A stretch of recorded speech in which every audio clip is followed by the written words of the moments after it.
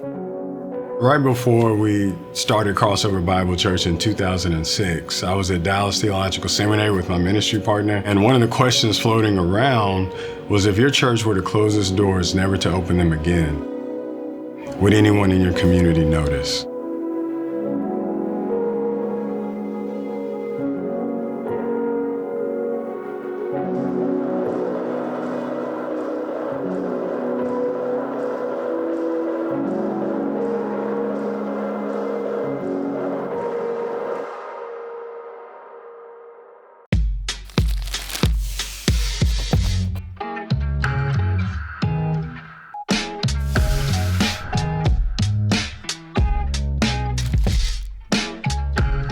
First 3 years of Crossover's life, we were just trying to figure out what it looked like to make a tangible difference. Shortly after that, I became the lead pastor of the church, and through coaching a youth football team of third graders, just really saw how God dumped this tremendous ministry opportunity in our laps. Seeing these guys as third graders struggling academically and being good kids, but knowing that if nothing changed with their attitudes, you could see where that was leading. So I always say I got to have more conversations as Coach Phillip than I ever got to have as Pastor Phillip.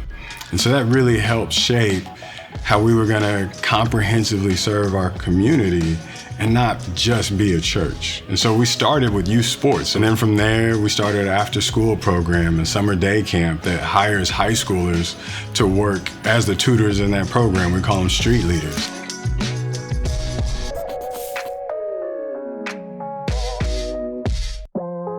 I was a street leader until I graduated high school in 2016. I thought it was interesting that high school students were tutoring and mentoring younger children. There are not a lot of jobs like that in high school. Being a street leader definitely shaped me. I was always quiet, standoffish, and then working as a street leader, it kind of forced me to speak. Seeing the work of God through other people just blew me away, and I absolutely love doing that kind of work. And so now it's this youth jobs program, but then they're serving as mentors and role models for the elementary kids as we're helping them with ACT prep and all of that.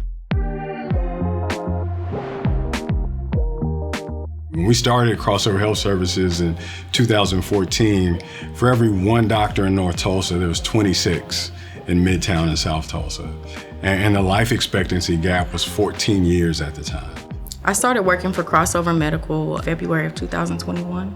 Crossover Health Services is a clinic full of physicians that not only practice medicine, but practice compassionate care. And that is taking care of the physical body, but also the social, the emotional, and the economic, spiritual needs of those people. And so then in 2015, we started our development company where we build and remodel homes in the Hawthorne neighborhood.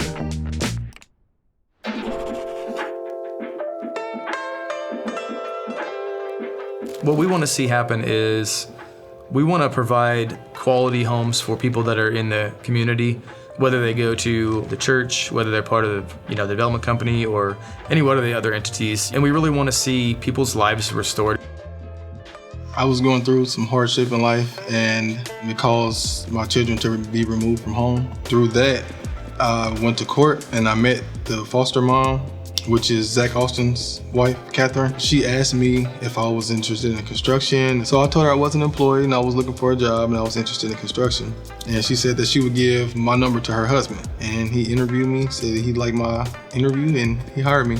Some guys can't read a tape measure when they come in, or even learn how to use a level, and then get them to the point where they feel comfortable taking measurements, cutting wood, building things, framing. So it's super rewarding to be able to hand off small projects to guys who weren't before able to do that and now able to feel a little more confident in their skills. I knew a little bit, I knew how to measure things. I knew how to screw two things together, simple things like that, but I never knew how to structure a house, things like that I know now.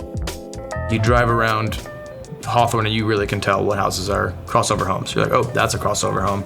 They stand out. We turned basically an abandoned, not used spot into a new spot for a family to move in to help build the community up, make it look better, eliminates places for bad activity to go on, make it safer for the kids, the children in the neighborhood.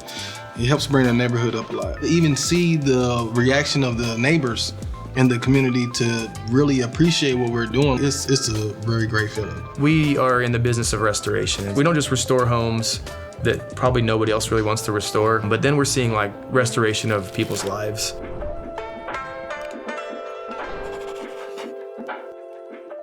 And then from there, we started a Crossover Preparatory Academy, an all-boy private school. Wow! Come on, move along. That's it, baby. I know you're on a roll. Our design was to, restore our community by developing educated, godly young men who loved our community. The support level at Crossover is just phenomenal. Your teachers actually come and ask you, do you need help with the work? Are you doing all right? If you don't do an assignment, why is this? Or did you just not feel like it? Did you not understand it? They want to get to the bottom of the issue and make sure that you can accomplish what they give you to do the work. And so to help with those educational disparities, but then also come along our students and help them gain a vision for the man that God created them to be. Attending Crossover Prep has really changed who I am as a person. It's given me better aspirations to pursue a career or going to college that I wouldn't have probably even thought about if I hadn't attended Crossover. And then shortly after that, we're like, hey, we need to do the exact same thing for our young ladies. You gotta feel it. Yeah, you gotta move along. Here at the Crossover Community Center, it's a home for our all-boys school. And then it's also a place where folks can have memberships into our fitness center. And then our church worships here on Sunday. Most of our staff have had the office out of their homes. And so now we have a place where we can all office and work together as we seek to restore our community through the power of the gospel.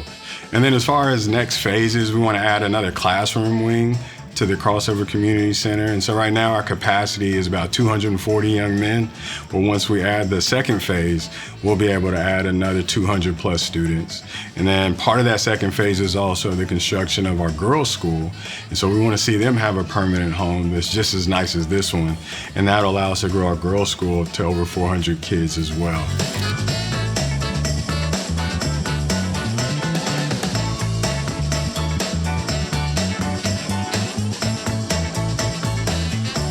We believe that God loves our community more than we ever will, and that He's at work, and that we just are thankful to be a part of what He's already doing in North Tulsa.